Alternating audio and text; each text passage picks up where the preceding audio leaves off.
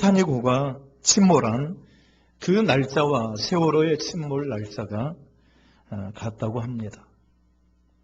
1912년 당시 타이타닉호는 이미 이제 영화화 되어서 유명해졌잖아요. 그리고 그 주제가가 아주 히트를 쳤고요.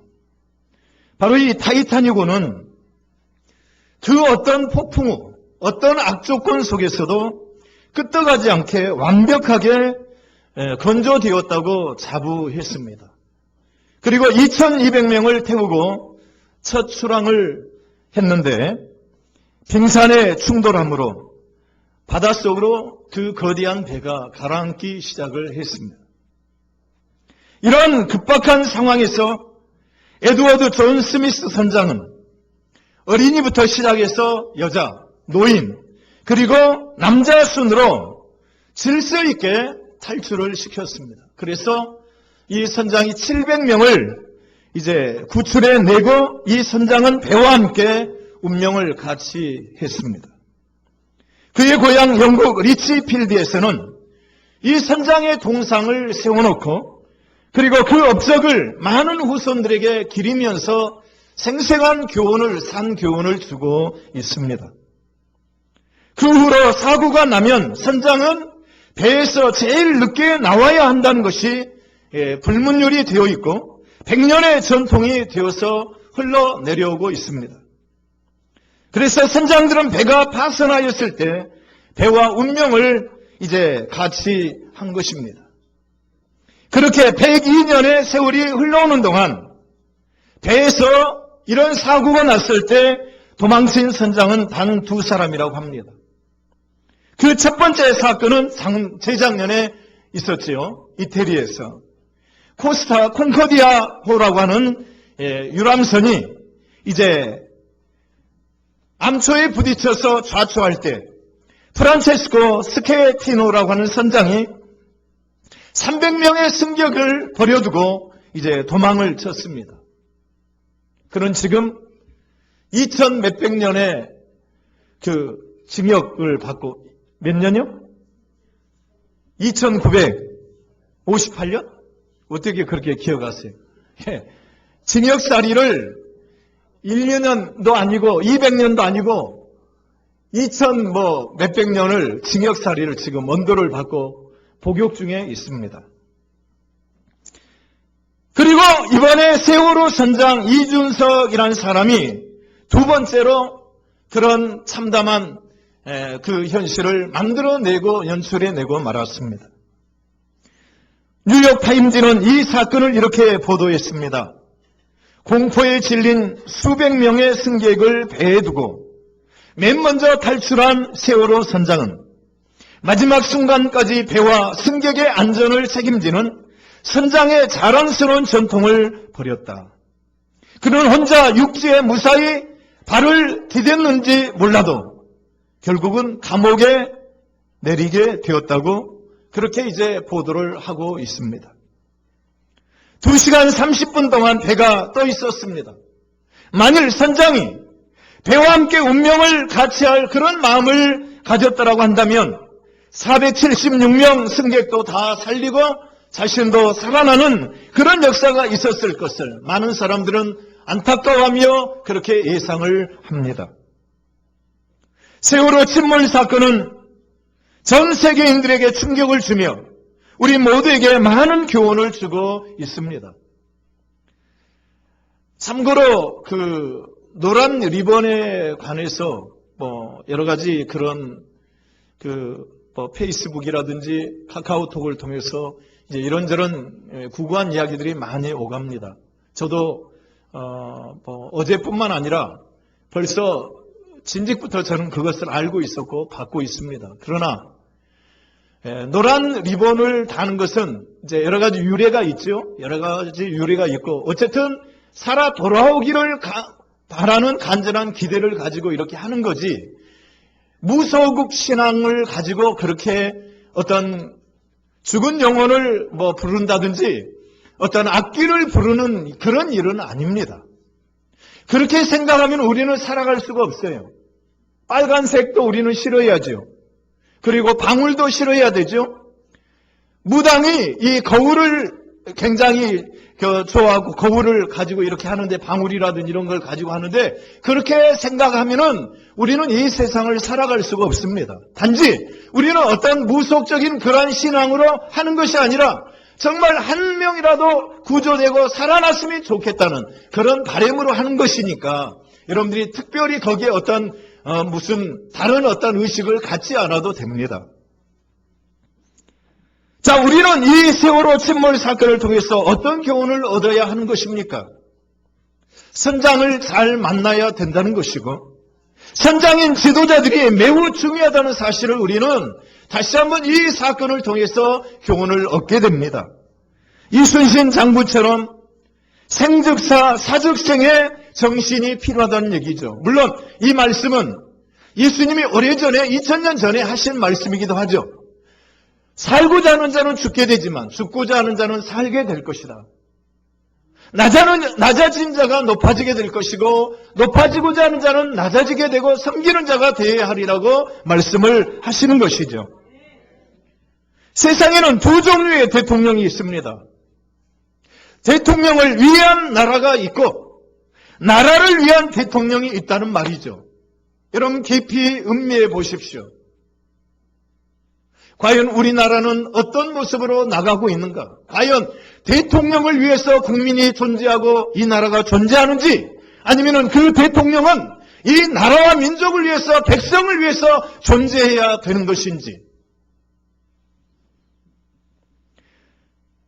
옛날 고대 이야기입니다. 중국에 가뭄이 계속 되었다고 합니다. 수년째 가뭄이 들어서 농작물이 다 들어가고 모든 백성들이 기근 가운데 죽어져 갑니다. 이때 왕이 기우제를 드리겠다고 이제 공포를 한 것이죠. 그래서 수많은 국민들이 한자리에 모여서 단을 쌓고 이제 기다립니다. 그동안 수없이 기우제를 드렸지만 아무런 효과가 나타나지 않았기 때문에 마지막 결단의 기우제로, 이번 기우제에는 사람을 제물로 바친다고 했습니다. 그런데 누구를 드릴지 제물이 발표되지는 않은 거죠. 준비는 다 됐는데 누가 제물이 될지 초미의 관심사가 되어 있습니다. 그때 왕이 앞으로 나서며 이렇게 백성들을 향해 이야기를 하는 것입니다. 국민 여러분, 우리나라의 극심한 가뭄은 왕인 바로 내 잘못인 것 같습니다. 여러분을 위하여 기꺼이 내가 제물이 되어 죽겠습니다. 나를 묶어 제단에 올려놓고 불을 지피십시오. 모든 대신들이, 백성들이 울부짖으며 안 된다고 말립니다. 그러나 왕은 막무가내로 스스로 단 위에 올라갔고, 그리고 단에 불을 붙입니다. 이때 하늘에서 억수 같은 비가 쏟아짐으로 붙여진 단에 불이 꺼져버리게 된 것입니다. 그걸로 가뭄의 재앙이 물러가고 그치게 된 것이죠. 대통령의 자리를 이용해서 명예와 돈을 쌓은 대통령이 있는 나라들은 한결같이 불행했습니다. 그리고 국운이 기울고 말았습니다. 바로 이집트가 그랬고, 필리핀이 그랬고, 아르헨티나가 그랬고, 이란이 그런 나라입니다. 그러나 대통령이 진정 국민들을 하늘처럼 섬기고 받드는 그런 나라들은 지금도 여전히 건재하며 흥황하고 있는 것을 볼 수가 있습니다. 2011년 3월에 이웃나라 일본의 후쿠시마 원전 폭발 사고가 있었습니다. 그 전에 쓰나미가 이제 불어닥쳤었고요. 이때 당시 관방장관인 에다노 유키오라고 하는 장관이 100시간을 넘게 잠을 자지 않으면서 현장에서 진두지휘를 했습니다. 여러분, 100시간을 잠을 자지 않는다는 것은 초인적인 일입니다. 약 5일 동안 잠을 자지 않고 현장에서 그 일을 대비하고 그렇게 준비했다는 것이죠. 눈 뜨십시오. 예배 시간이에요, 예배 시간. 눈 뜨세요. 100시간을 넘게 잠을 자지 않고 그렇게 하고 있으니까 보다 못한 일본인들이 잠을 좀 자라고 권면을 하면서 누군가가 에다노 주무시오 이렇게 트위터에 글을 올린 뒤부터 에다노 잠 좀 자요, 에다노 괜찮아요, 에다노 죽지 마세요 등등의 응원 글들이 끊임없이 SNS 상에서 이렇게 올라오게 됐다고 합니다.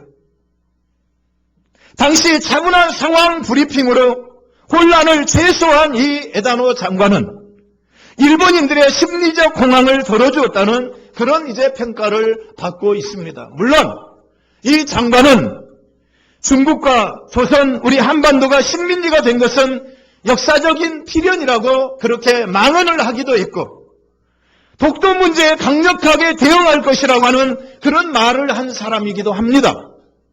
그래서 우리가 결코 그를 정말 호감을 가질 수는 없지만 그러나 이번 세월호 사태를 수습하는 과정을 지켜보면서 왜 우리 한국에는 우리 정부에는 이런 에다노 같은 정말 나라와 민족을 위해서 이 한 몸 던져서 정말 저 학생들을 살리겠다고 하는 그런 마음을 가진 사람이 공직자들이 없을까 심히 슬프고 서글픈 그런 이제 모습을 보냈습니다.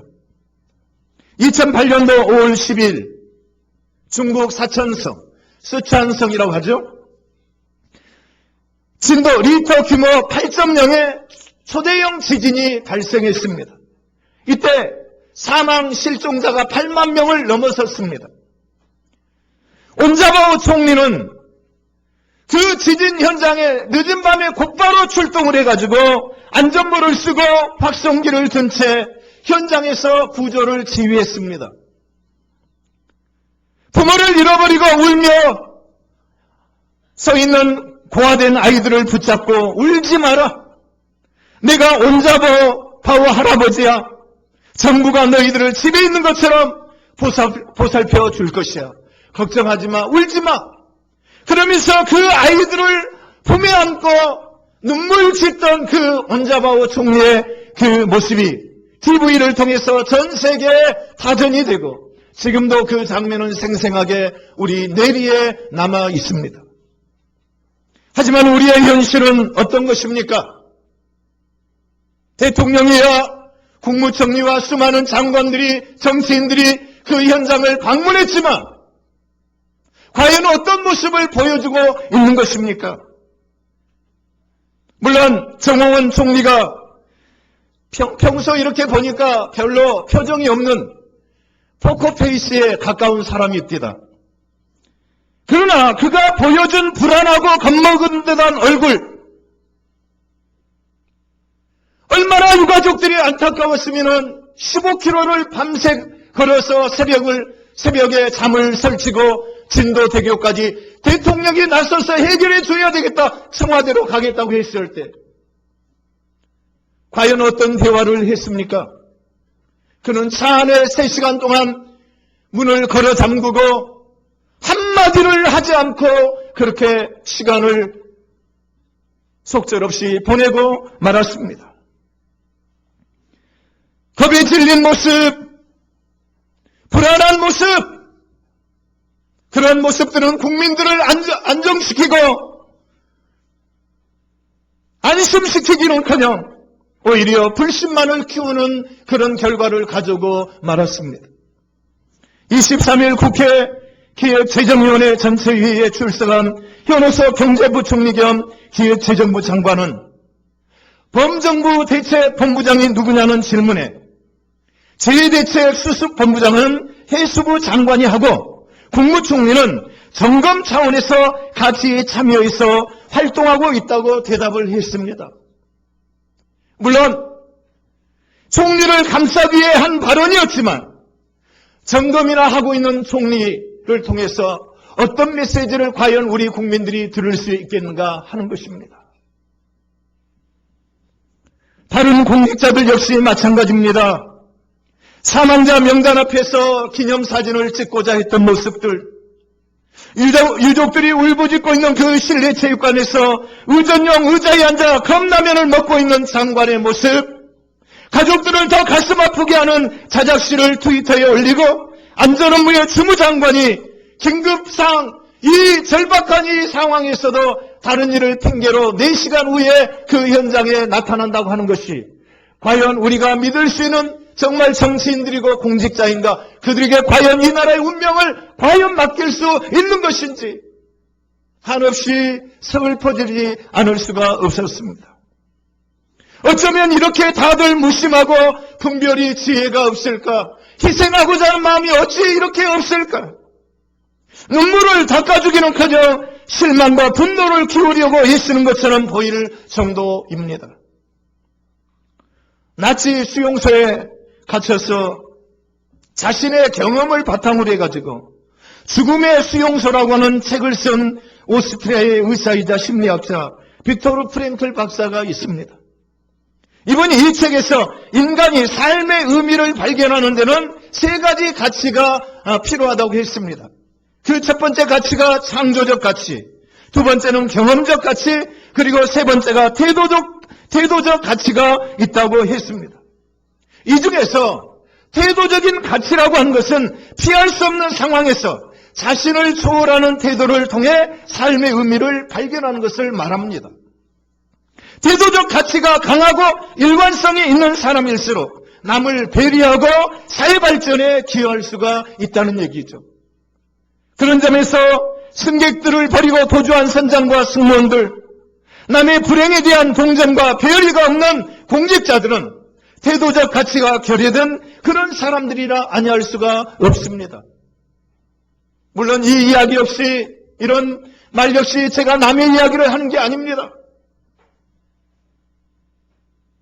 안전행정부에 노란 옷을 입고 이번에 이렇게 처음에 브리핑을 하고 그 자리에 제 절친한 고등학교 친구가 국장으로 있습니다. 저는 기념사진을 찍고 그래서 너무 깜짝 놀래가지고 혹시 자네는 거기에 가담한 거 아닌가 했더니 깜짝 놀라면서 전혀 그런 일 아니니까 걱정하지 말라고. 입술이 다 부릅뜨고 너무너무 고통 속에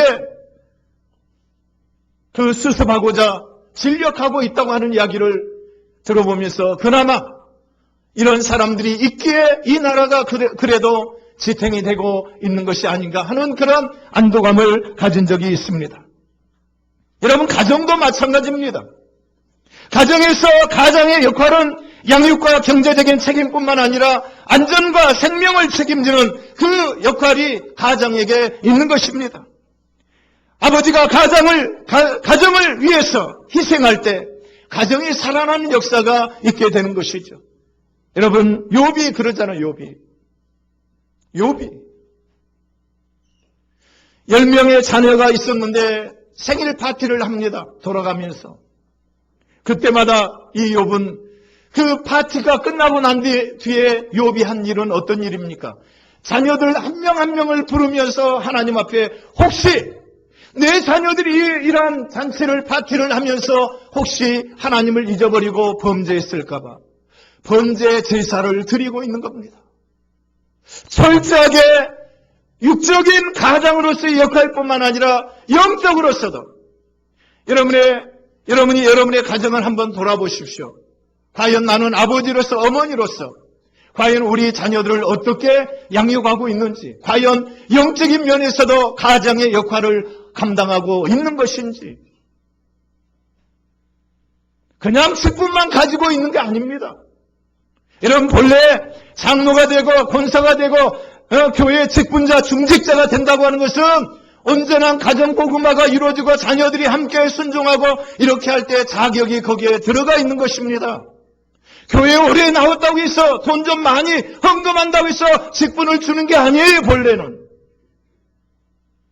과연 나는 정말 부모의 역할을 제대로 감당하고 있는 것인지.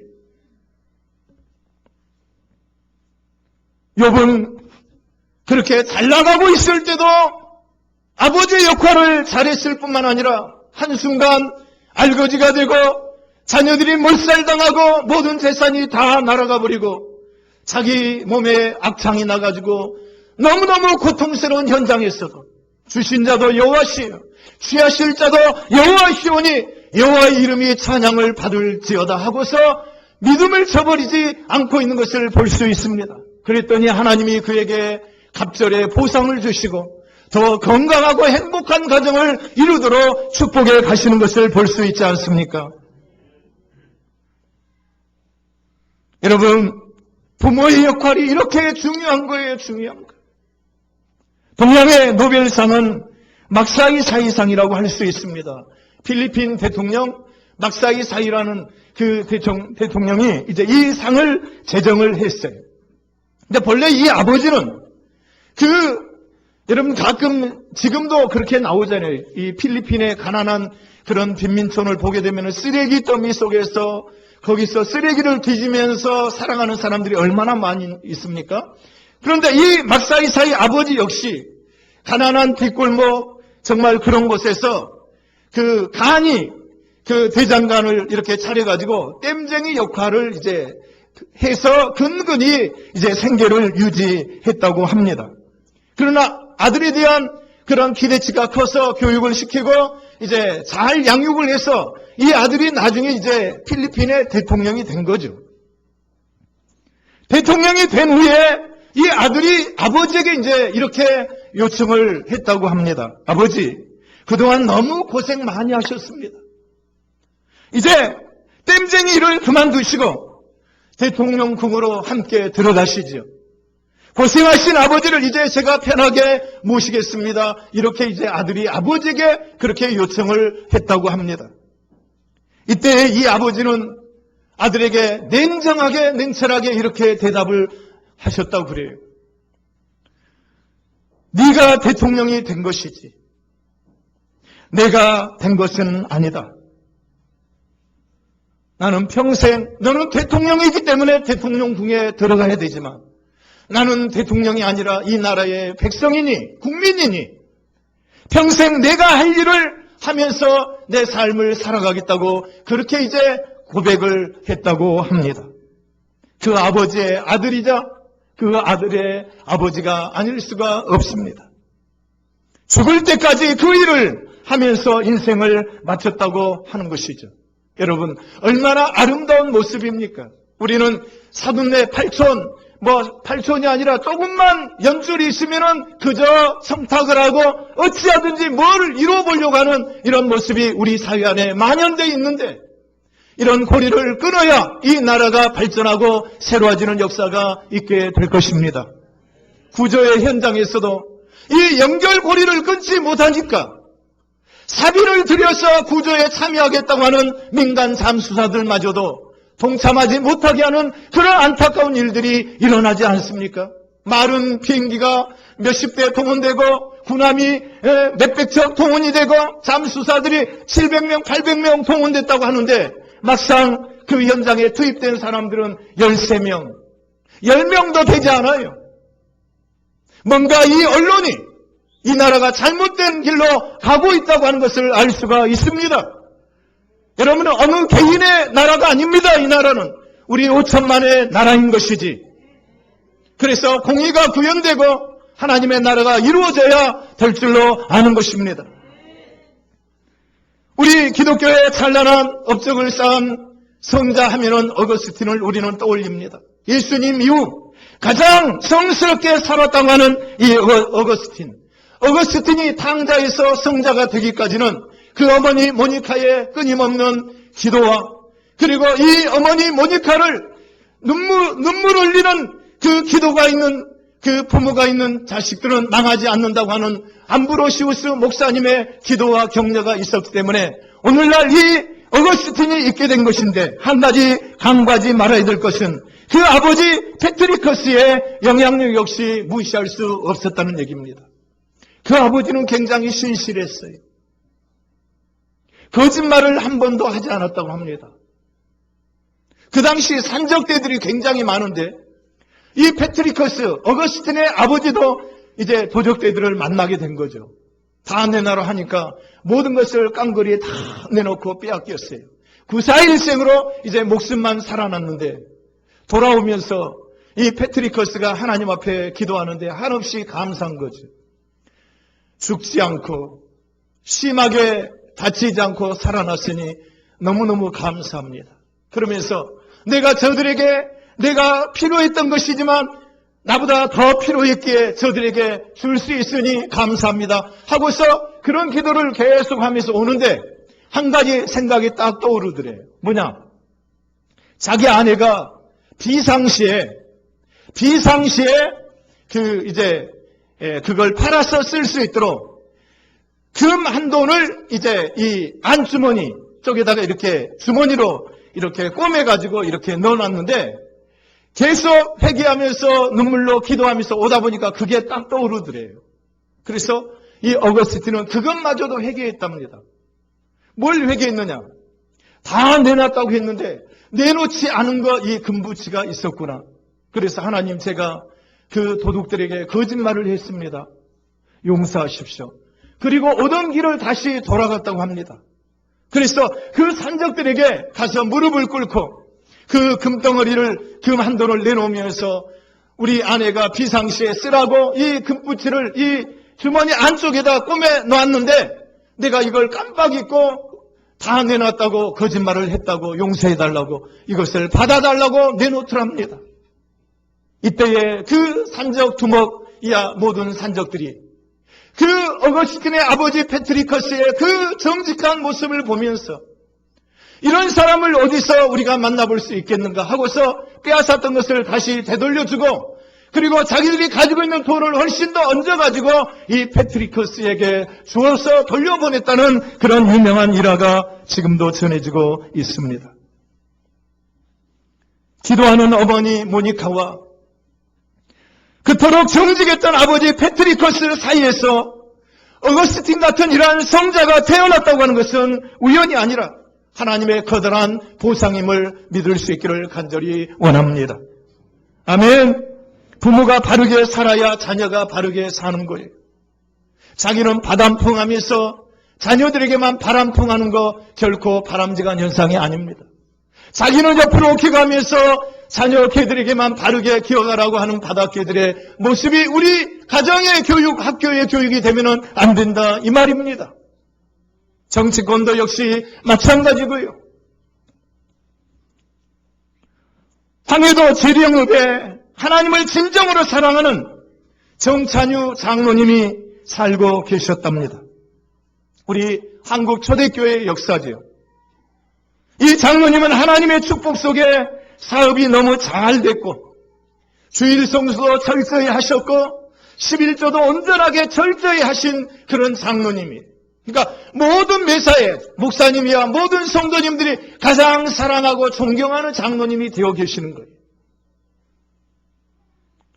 하나님의 축복으로 사업이 번창하고 잘 되니까 집을 이제 크게 2층 이제 양옥으로 집을 건축을 했답니다. 건축을 한참 하고 있는데 어느 날 꿈속에서 하나님의 음성을 들었다고 합니다. 이 정찬유 장로님이. 하나님의 책망이 있는 겁니다. 내 교회당은 내 집은 양철집으로 되어 있는데 너희 집만 2층 양옥으로 그렇게 잘 짓고 있느냐 하는 하나님의 음성을 들은 거죠. 밤에 자다가 말고 이 음성을 듣고 벌떡 일어나 이 정장로님은 무릎을 꿇고 하나님 앞에 간절히 회개 기도를 드렸다고 합니다. 아버지여 용서해 주시옵소서.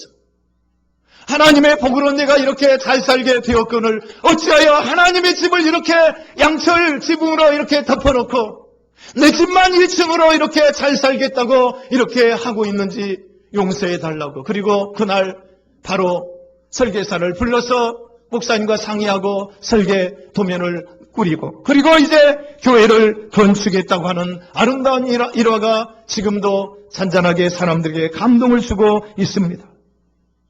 그 교회가 당시 한국 최초의 교회당이었던 황해도 재령의 동부교회당입니다. 동부교회당. 누군가가 희생을 할 때 하나님의 나라는 이루어지는 거예요. 아멘. 이현주라고 하는 유명한 작가가 있죠. 이분이 쓴 동화 가운데 알게 뭐야라고 하는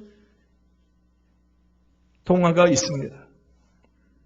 도로 위에 나란히 두 트럭이 이제 갑니다. 한 트럭에는 밀가루가 실려 있고 그리고 한 트럭에는 시멘트가 실려 있습니다. 이 두 트럭 운전기사가 이제 가다가 휴게소에서 잠깐 이제 볼일을 보고 쉬었습니다. 그리고 다시 이제 운전을 해서 가는데 그만 차가 바뀌어진 것입니다. 그러면 다시 돌아와서 바꿔서 가야 할 터인데 그 두 트럭 운전사가 동시에 똑같이 외칩니다. 알게 뭐야? 내 것인가? 그리고 계속 운전해서 목적지까지 갑니다. 시멘트 운전기사는 공사장에 트럭을 세웠습니다. 이후 공사장의 인부들은 그 안에 들어있는 것이, 포대 안에 들어있는 것이 밀가루인 것을 알았지만 알게 뭐야? 내 집인가? 내가 살 것인가? 그런 생각을 하면서 밀가루를 이겨 집을 지었습니다. 그리고 밀가루를 운반하는 트럭 운전기사는 제과점에 차를 세웠습니다. 제과점에 일꾼들이 그 자루 안에 들어있는 것이 밀가루가 아니라 시멘트인 것을 알면서도 알게 뭐야? 내가 먹을 것인가? 이런 생각을 하면서 시멘트를 섞어서 과자를 만들었습니다. 어느 날 부러지는 소리가 여기저기에서 들립니다. 집이 무너져서 그 안에 있는 사람들이 등뼈가 부러지고 목이 부러지고 죽어갑니다. 제과점에서 손님들의 이빨 부러지는 소리가 들립니다. 운전기사들은 반면에 열심히 돈을 벌어서 달나라의 땅을 샀고 국토를 넓히는 데 공헌하였다는 이유로 정부로부터 대통령 표창장을 받습니다. 이것이 우리가 살고 있는 이 시대, 이 사회의 모습이라는 얘기, 고발을 하고 있는 그런 글이 아니겠습니까? 알게 뭐야 하면서 자기만 생각하면 그 사회, 그 공동체, 그 국가는 무너지고 망하고 마는 것입니다. 조지 바나의 주전자 속에 개구리라는 책이 있습니다. 개구리를 처음에 뜨거운 물에 넣으면 하나같이 모든 개구리들이 뛰쳐나오는 거죠. 그런데 물이 미지근합니다. 뜨겁지 않습니다. 그리고 그 안에 개구리를 넣고 이제 물을 가열하기 시작합니다. 그러면은 개구리가 너무 따뜻하니까 좋아가지고 개굴개굴 하면서 놉니다. 이내 그 물이 데워지면서 이 개구리가 그 물에 완전히 튀겨지고 죽어지는 것을 봅니다. 이 조지 바나라는 사람이 주장하는 것이 무엇입니까? 자기 갱신과 자기 개혁이 없는 조직은 서서히 죽어질 수밖에, 소멸될 수밖에 없다는 것을 말하고 있는 거 아니겠습니까? 그런데 문제는 자기가 죽는다는 사실을 모르고 있다는 것. 자각의 증상이 없고 자각의 아픔이 없기 때문에 전혀 그것을 모르고 있다는 거예요. 그러니까 여러분들이 때로 이 설교를 통해서 목사님이 오늘 나를 들으라고 하시네. 오늘 설교가 굉장히 강하네. 책망하고 계시네. 아닙니다. 여러분 뭔가 자극을 주고 뭔가 충격요법이 필요할 때는 방망이로라도 내려쳐야 되는 것입니다. 그래서 잠자는 내 영혼이 깨어나야 할 것이고 하나님 앞에 내 삶이 올바르게 세워져서 하나님의 영광을 드러내는 그런 역사가 있는 것이 바른 신앙이요, 바른 목사요, 바른 교회요, 바른 성도의 모습이라고 사료가 되는 것입니다. 주전자 속의 개구리와 대조되는 잠수함의 토끼라는 이야기가 있습니다. 현대적인 잠수함들은 첨단 무기들이 이제 탑재가 되어 있고 모든 것이 컴퓨터화 되어 있어가지고 이렇게 작동이 잘 되지만 과거 옛날 구식 잠수함들은 이제 수압을 측정하는 방법이 이제 서툴렀다고 합니다. 그래서 수압을 측정하기 위해서 토끼를 이 잠수함에 실어서 이제 함께 다녔다고 그래요. 그래서 바닷속 깊이 들어가면은 제일 먼저 누가 느끼느냐 하면 토끼가 수압이 이제 느껴지니까 토끼가 아주 막 안절부절 못하면서 껑충껑 뛰고 막 발버둥을 친답니다. 그러면은 더 이상 내려가면 위험하고 안 되겠구나 해서 잠수함이 더 이상 들어가지 않고 이제 위로 올라오게 된다는 얘기예요. 바로 이 토끼라고 하는 동물은 수압이 주는 환경의 변화를 가장 먼저 예감하는 거죠. 피부로 느끼는 거죠. 지진이라든지 해일이 일어날 때도 동물들이 또 바다의 어떤 고기들이 먼저 그것을 감지하듯이 예감 능력이 있는 거예요. 토끼에게. 믿음의 사람이 무엇입니까? 세상 사람들이 느끼지 못하는 이 시대의 위기, 이 시대가 너무 썩었고 잘못되었다고 하는 것을 예감하는 사람이 바로 믿음의 사람들입니다. 세상 사람들과 같이 똑같이 살면은 아니 되는 것입니다. 여러분, 지금 여러분은 어떤 생각을 합니까? 저는 느껴요. 정치적인 견해에 따라서 오늘 목사님이 반정부적인 설교를 하시구나. 정부를 까는 설교를 하시구나. 그렇습니까, 여러분? 박근혜 정부가 영원할 것 같습니까? 아니면은 야당 정부가 정권을 잡았다고 해서 영원할 것 같습니까? 천만의 말씀, 본불 10년입니다. 그러나 하나님의 나라는 영원한 것입니다. 하나님의 나라를 이루기 위해서 하나님의 나라를 위한 말씀을 여러분들에게 전해드리는 것이에요. 오해하지 마세요. 할렐루야. 토끼처럼 수압의 변화를 예감하는 사람이 되어야지. 그리고 그 자리에서 탈출해서 나와야지.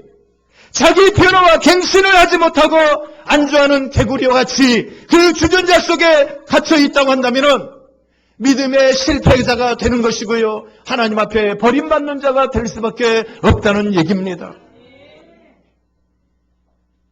오늘 본문은 말씀합니다.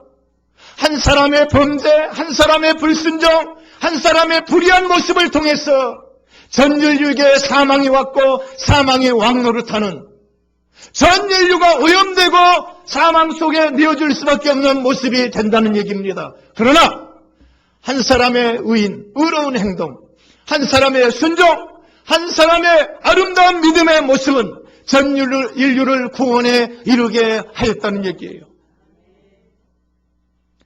선장 한 사람이 이번에 정말 그런 생각을 갖지 않았다고 한다면 죽을 각오로 지금은 후회하지 않겠습니까? 이렇게 엄청날 줄 몰랐구나. 내가 이렇게 죽을 죄인이 되었다고 한다면 차라리 바다에서 그냥 배에서 죽을 걸 후회하지 않겠습니까, 여러분? 살아있다고 해서 산 목숨이겠습니까? 아닙니다. 한 사람의 판단의 실수가, 잘못된 판단이, 과욕이, 욕심이 얼마나 무서운 결과를 가져오는지, 구원파라고 하는 이단, 세월의 실질적인 선조 아닙니까? 유병은이라는 사람이 그 두 아들이 노동력을 착취하고 자기들은 호의호식하면서 그렇게 산다 이 말이요.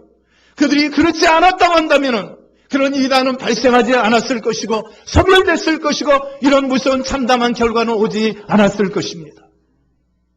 한 사람이 얼마나 중요한지 몰라요. 그래서 하나님은 많은 그 죽정의를 얻고자 하시는 것이 아니라 한 사람의 알곡, 한 사람의 의인을 지금도 찾고 계신다 이 말이에요.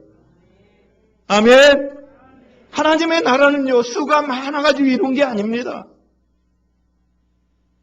제가 이 지하에서 목회를 하고 있지만 그래도 몇만 명, 몇십만 명 모이는 교회 목사들이 저를 좀 이렇게 가까이 하고자 하는 분들이 계세요.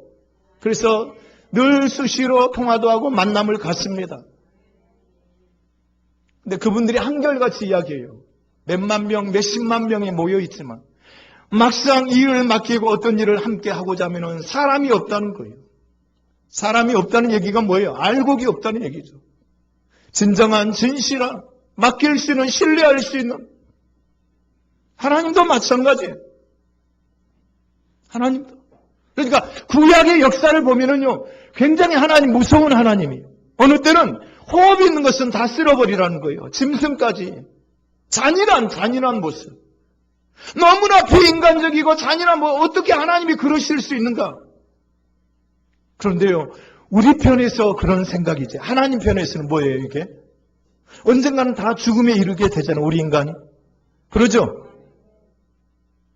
쪽정이가 필요한 게 아니라 알곡이 천국국간에 알곡이 필요하시다는 사실이에요. 아멘. 아멘. 우리는 이러한 사태, 사고를 만날 때마다 되풀이하는 일들이 얼마나 많은지, 삼풍백화점, 성수대교 등등 수많은 사건, 사고가 늘 이런 천재라고 할 수 없는 인재와 같은 이러한 사건들이, 사태들이 너무 많아. 그때만 반짝 아무 소용이 없습니다. 이번에 희생당한 그 세월호에 희생당한 분들을 통해서 정말 우리 모든 백성들이, 대통령이야 모든 정치인들이 대우각성을 한다면 그들의 죽음은 헛되지 않고 민족을 살리는 그런 전화위복의 계기가 되겠지만, 그런 모습이 아니라고 한다면 제2, 제3의 세월호 사태는 계속 일어나게 될 것이고 더 큰 어려움들이 이 나라에 임하게 될 것입니다. 우리는 기억해야 됩니다. 아, 이렇게 살아서는 아니 되겠구나. 여러분, 우리 주변에서도 나를 통해서도 그런 일은 어디서도 나타날 수 있는 거예요. 내가 거기에 있지 않은 것을 감사한다고요. 천만의 말씀이에요. 여러분, 쾌락과 탐심의 침몰선, 불신과 게으름의 침몰선, 교만과 독성과 아집의 침몰선에서 여러분 탈출해 나오시기를 바랍니다. 그래야 여러분의 영혼이 안전하게 천국으로 인도받아 가실 수가 있어요. 세상 어디에 평안이 있습니까? 어디에 행복이 있습니까? 우리를 사랑하시되 죽기까지 사랑하시는 예수님. 사람들은요, 얼마나 간사한지 몰라요. 여기 붙었다, 저기 붙었다. 간에 붙었다, 쓸개에 붙었다 말이죠. 자기 유익대로 사는 거, 자기 유익대로. 입에 달면 삼키고 쓰면은 뱉어내는 것이 사람의 심리입니다. 수없이 배신하고요. 저는 목회하면서 이런 일들을 얼마나 많이 목도하는지 몰라요. 어느 때는 쓸개라도 빼줄 것처럼 하다가 어느 순간, 한순간 외면하고 탁 돌아서는 사람들도 있고요. 수많은 일들이 일어나요. 그러나 우리 예수님, 그 예수님은 우리를 사랑하시되 끝까지 사랑하시고요. 죽기까지 우리를 기꺼이 안으시고 사랑해 주시는 줄로 믿습니다. 그 예수님을 여러분 인생호의 선장으로 모시기를 바랍니다. 아멘. 예수님은 절대 우리를 버려두고 탈출해 가시는 분이 아니십니다. 끝까지 사랑하시고 붙드시고 구출해내시고 가장 안전하게 운항하여서 저 천국까지